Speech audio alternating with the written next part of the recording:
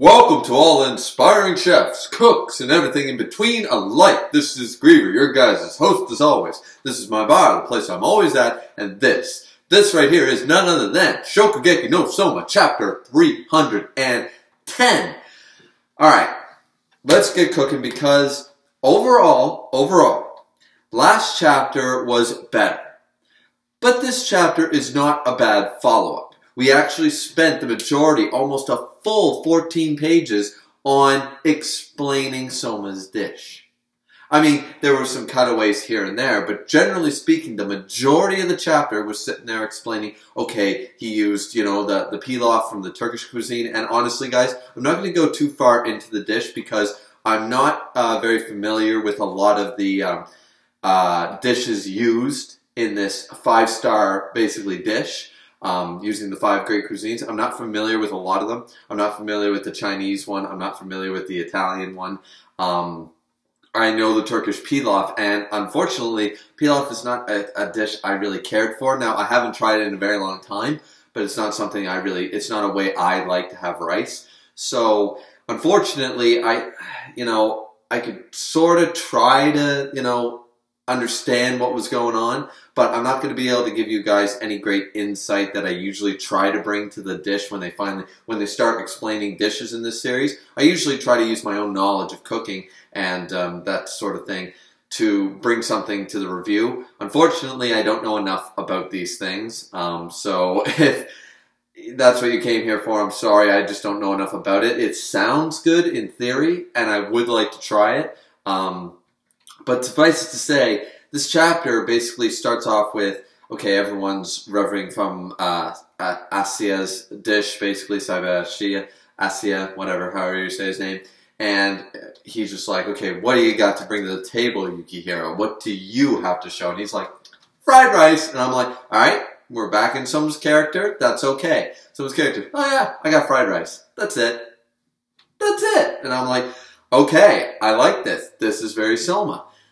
But clearly it's a special fried rice, isn't it? And even Asia realized that. He goes, something strange about that.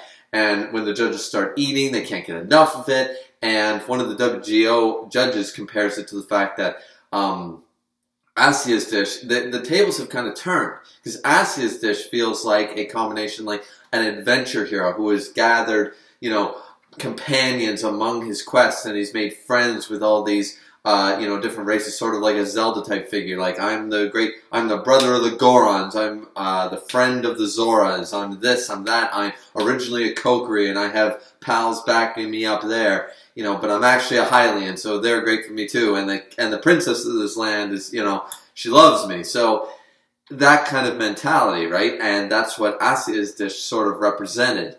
I don't really see how, because as we saw when he was first making his dish, he's like, oh, the people that have helped me. It's like, no, actually, you beat them, they hate you, and you stole their knives from them in an unwinnable battle sort of idea. So it's a lie of a thing, so I don't really get this interpretation, but it's nice to have it flipped on its head. What he's trying to explain is that, at least what I gathered, is that Soma's the demon king in this way. Everything's wild and untamed and powerful sort of idea.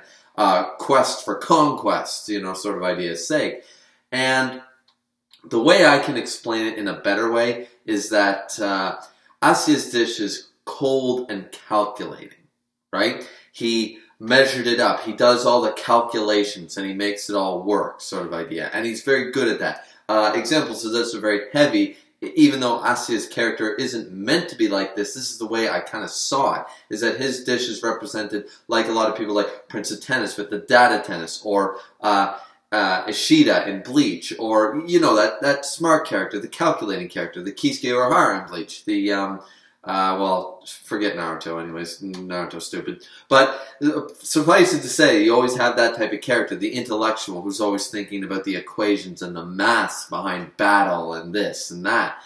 And in this case, he's cold, he's calculating. Everything has been exactly proportioned to be perfection. That's his sort of thing. Meanwhile, when I use the term cold, what's the opposite of that, Soma is wildfire. It's raging, it's uncontrollable, it's a hurricane, it's a storm. It's a storm of power, of untamed, unwild sort of ingredients and cooking, right?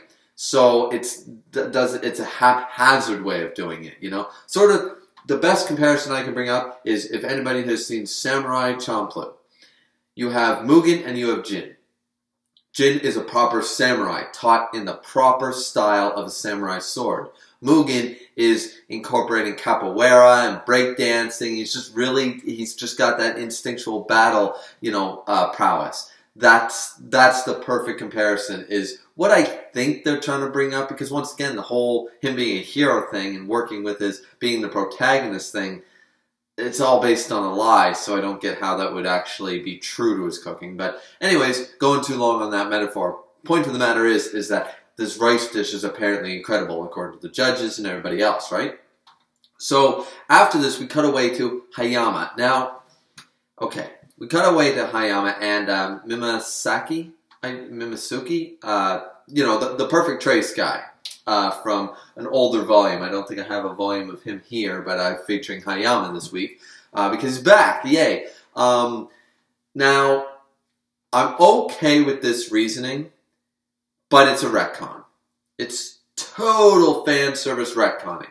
It's basically a method to explain away. It's, for one thing, saying, okay, yeah, you know Hayama's super nose. I know we never brought up superpowers before. And even Hayama states it in the dialogue. He goes, it's a superpower, or whatever they're calling it these days. Like, really? Really? That's how you're going to bring it up? That, oh yeah, we kind of had that a little bit here and there, but now we're calling them superpowers. That total bullshit from the beginning of this arc, bringing up superpowers. Even Hayama thinks it's a joke. He's like, yeah, my olfaction or my ability to use my nose or whatever, it's a superpower now. He goes, yeah, I was given an invitation to the blue. As was Mimasuki, because perfect trace. Once again, we saw that apparently he's evolved it even further. Perfect trace would be another version of, you know, this ability, right?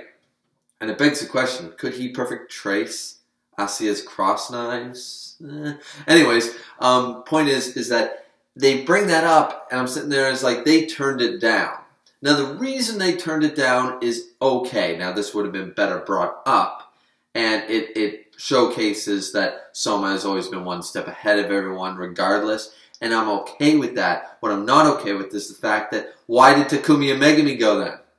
It breaks character molds, right?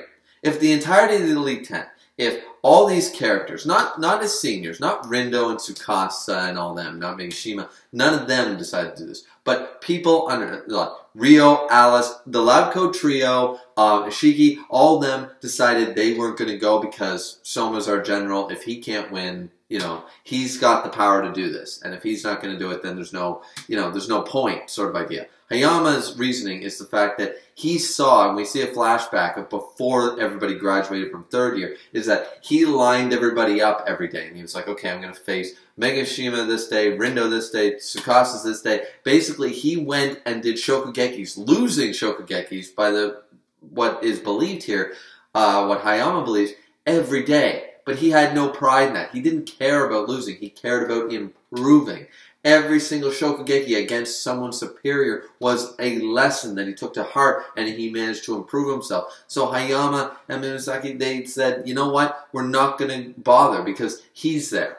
And no matter how much effort we put in to our own devices, this is his field. He is our generation's general. He's our number one. He's not first seat in name only anymore. He's our general. He's the one who puts in the most effort, does the hardest work. No matter what we do, at the end of the day, he's the one.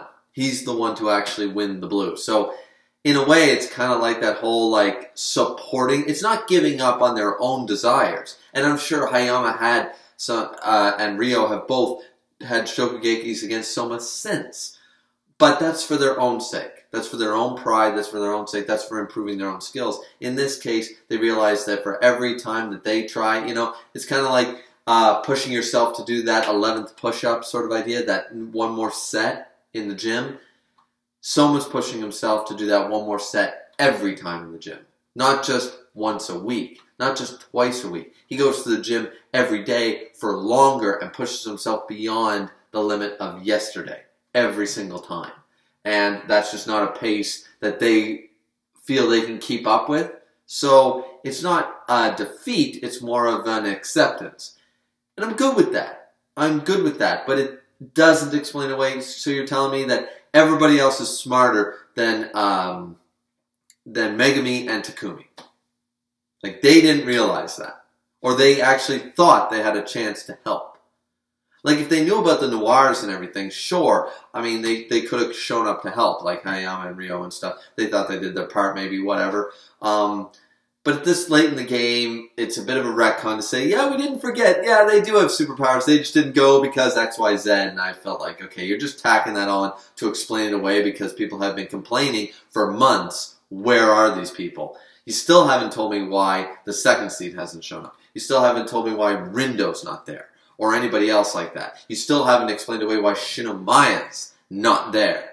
I mean, potentially they are, but whatever. That's in my fourth contendant sort of idea theory video, which you can go check out on my channel.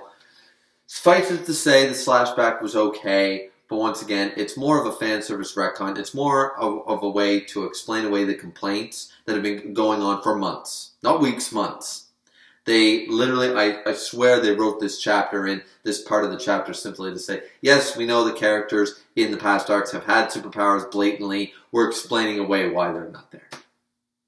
That's all it is, guys. I'd like to see it another way, but the method, the way this arc went, I can't see it any other way. So this gives a big thumbs down from me for that section, at the end result. There's pros and cons to this scene. There's some good elements, some bad, but overall, at the end of the day, that is what it was there for. It wouldn't be necessary if the whole superpower thing hadn't been brought up in the first place. That scene is unnecessary unless of XYZ. So I hope I explained that well. I feel like that's a bit scattershotted, but once again, Golden Week. I'm not used to this. A little rusty on doing reviews. So the last part of the chapter. So everyone's eating and everyone's like, okay, he's our general, blah, blah, blah. Then he tells Mana, why don't you try eating it, sort of idea.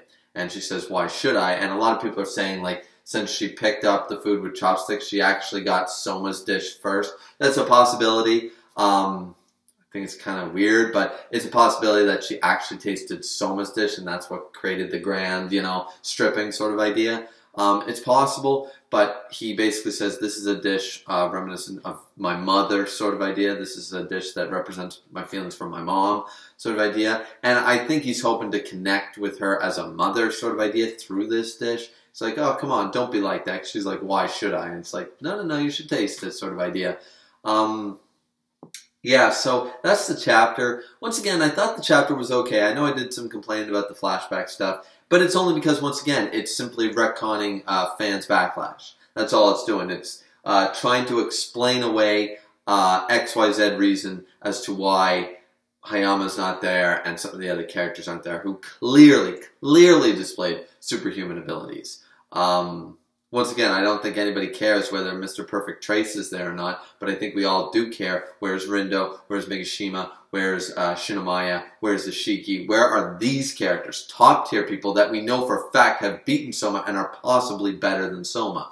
One other little thing, we do get Tsukasa there. Tsukasa basically saying like, oh, I'm sorry, like he's watching the match as well. And he said, I'm sorry, Soma, like, I let it, because I was, arrogant and I lost my grader to him, I made him needlessly stronger. So Tsukasa's still got a bit of pride there. He's like, that grader made this dish better. I know for a fact. My abilities are great. But he's like, but since it's you, I don't think it's a problem. So this leads me to believe. But once again, see, this makes no sense to me. Tsukasa believes that Soma has the strength to beat him, Saiba, who beat Tsukasa using his grader and part of his ability to create a never-before-seen dish. But in the second gate, like that would lead me to believe that during all these matches he actually did beat Tsukasa in a one-on-one, a proper one that we just didn't see. That's what it leads me to believe. But at the second gate, it shows me that, no, they still haven't settled that score. And if that's the case, if they did settle the score and the second gate thing didn't matter, which we never got a conclusion to, then Like, what was the whole point in the whole challenge in the second gate? I don't like that. Anyway, I don't want this review to run too long because it's time to do One Piece. I was a little late getting home from work and stuff, so I got to do my One Piece review.